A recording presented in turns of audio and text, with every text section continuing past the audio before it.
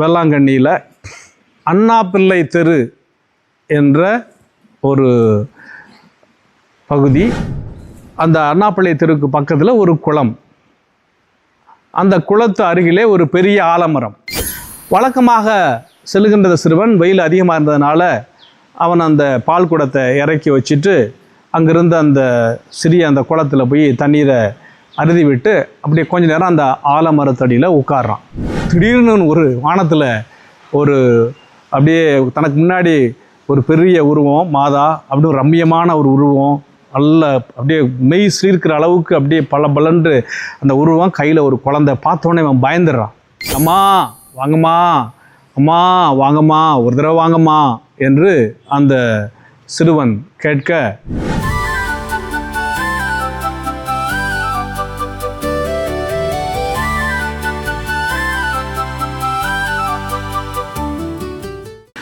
அன்னையின் அன்பு பக்தர்களே, உங்கள் அனைவருக்கும் வணக்கங்களும் வாழ்த்துக்களும். அன்னையின் அன்பு பக்தர்களே, அன்னையின் இந்த தொடரில் அருள் நிறைந்தவளே என்று சிந்தித்தோம். ஏன் வேளாங்கண்ணியில் மாதா காட்சி கொடுத்தாங்க அப்படின்னு நம்ம சிந்தித்தோம். இப்போ வேளாங்கண்ணிக்கு நம்ம வந்துட்டோம்னா வரப்போகிறோம்.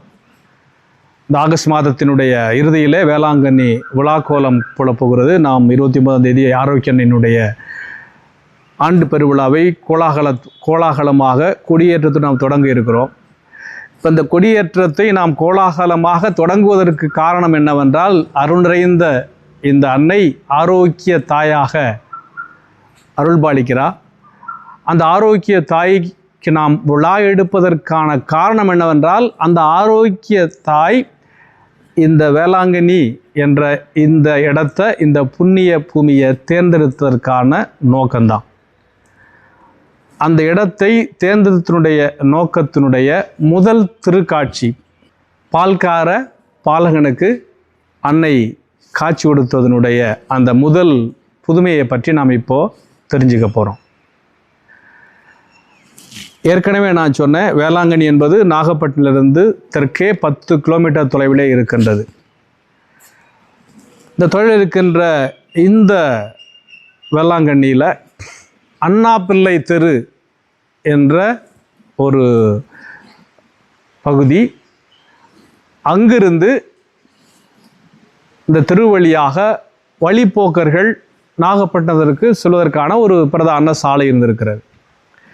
இந்த சாலை வழியாக மக்கள் செல்கின்ற பொழுது, ஏன்னா இது கொஞ்சம் வெயில் அதிகமான பகுதியாக இருக்கிற காரணத்தினால, அந்த அண்ணாப்பிள்ளை தெருக்கு பக்கத்தில் ஒரு குளம்.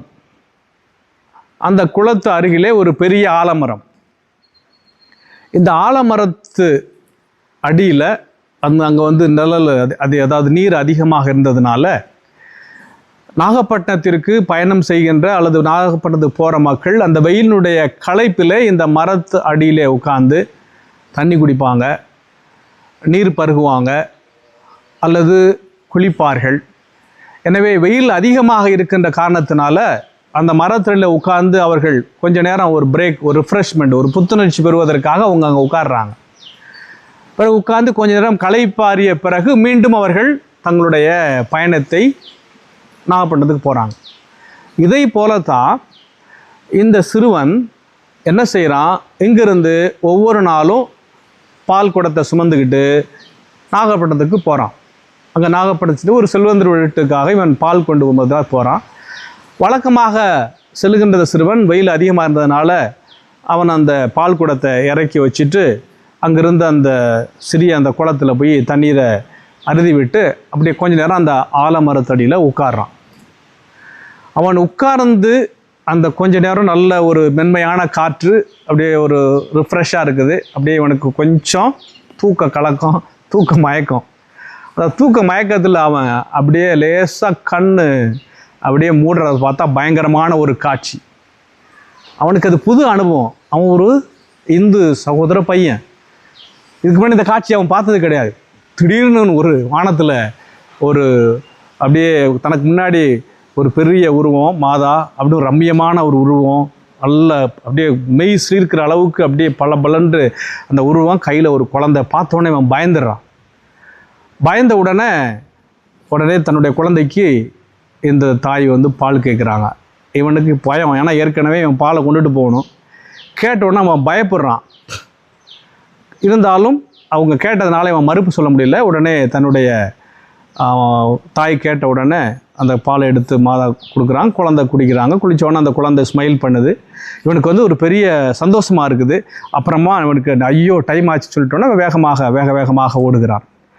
இவன் வேகம் ஓடினவுடனே அங்கே லேட் ஆகிடுச்சு. அங்கே செல்வந்தர் வீட்டுக்கு போகிறாங்க. அங்கே வீட்டுக்கு வந்தவுடனே அவர் பார்த்தோன்னே ஏன்டா லேட்டாக போகிற அப்படின்னு சொல்லிட்டு அவர் செல்வந்தர் வந்து கோபமாக கேட்குறாரு, ஐயா மன்னிச்சிடுங்களேன் அப்படின்னு சொல்லிகிட்டு இருக்கிறான். அவர் சொல்லிகிட்டு இருக்கிற சமயத்தில் இவன் என்ன செய்கிறான், அவர்கிட்ட இவன் லேட்டாக வந்ததனுடைய காரணத்தை சொல்ல போகிறப்போ இவர் போய் அந்த பானையை திறக்கிறார். பானையிலேருந்து பால் நிறைஞ்சு வருது. ஒரு ஆச்சரியமாக இருக்குது. இவன் லேட்டானதுக்கான காரணத்தை அவன் சொல்கிறான். இந்த மாதிரி நான் அங்கேயா வந்தங்கய்யா, அங்கே வந்து ஒரு அம்மா வந்து காய்ச்சி கொடுத்தாங்க, அவங்க குழந்தைக்கு பால் கேட்டாங்க, நான் கொடுத்தேன், இதனால தான் லேட் ஆகிடுச்சு அப்படின்னு இவர் சொல்லி கொண்டு இருக்கிற நேரத்தில் அந்த அறை முழுவதும் பால் பொங்கி வழிகின்றது. அப்போது இப்போ தான் அவருக்கு புரியுது ஏன் இவன் லேட்டாக வந்தான். இவன் லேட்டாக வந்தது காரணம். அந்த லேட்டாக வந்ததனுடைய காரணத்தை அவன் சொல்லிக்கிட்டு இருக்கிறப்ப ஏற்கனவே கொடுத்த பால் இப்போது பானை நிரம்பிடுச்சு. அப்போ அதுவும் ஒரு புதுமை. அப்போ அவருக்கு ஒரு ஆர்வம் வந்துடுது. தம்பி, நான் அந்த இடத்த பார்க்கணும் அப்படின்னு சொல்லி என்னை அங்கே கூட்டிகிட்டு போ என்று சொன்னவுடன் அந்த சிறுவனோடு இந்த செல்வந்தரும் வேளாங்கண்ணிக்கு உடையாந்தவனை தான் நம்ம எல்லாமே பார்த்துருப்போம். அந்த அன்னையினுடைய அந்த படத்தில் நீங்கள் பார்த்துருப்பீங்க. அம்மா வாங்கம்மா, அம்மா வாங்கம்மா, ஒரு தடவை வாங்கம்மா என்று அந்த சிறுவன் கேட்க ஆரோக்கிய அன்னை காட்சி கொடுக்கின்றால். அந்த அன்னை காட்சி கொடுத்த அந்த இடம்தான் மாதாகுளம். இப்போது அந்த புதுமை முதல் புதுமை. எனவே ஆரோக்கிய தாய் அந்த நிகழ்வின் வழியாக தன்னுடைய முதல் காட்சியை இந்த வேளாங்கண்ணிங்கிற இந்த புண்ணிய நகரத்தில் நிறுவுன்றாங்க. அன்று தொடங்கி இன்று வரை அந்த மாதா குளமானது அங்கு வருகின்ற எல்லா மக்களுக்கும், ஜாதி மதம் மொழி பாராமல் எல்லா மக்களுக்கும் அந்த ஒரு ஊற்றாக, அருளை தருகின்ற ஊற்றாக இருக்கிறது. மக்கள் அங்கே வந்து தீர்த்தம் எடுத்துகிட்டு போய் தங்களுடைய இல்லங்களுக்கு எடுத்துகிட்டு போய் மாதாவுடைய அருளை, அவங்களுடைய ஆசீர்வாதத்தை பெற்று செல்கின்றார்கள். அந்த ஒரு நிகழ்வைத்தான் நாம் அன்னை காட்சி கொடுத்த இந்த முதல் நிகழ்வாக, முதல் புதுமையாக 16வது நூற்றாண்டிலே நாம் பார்க்கின்றோம். எனவே அன்னை அருள் பாலிக்கின்றவள், அருள் பாலிக்கும் இந்த புண்ணிய பூமி.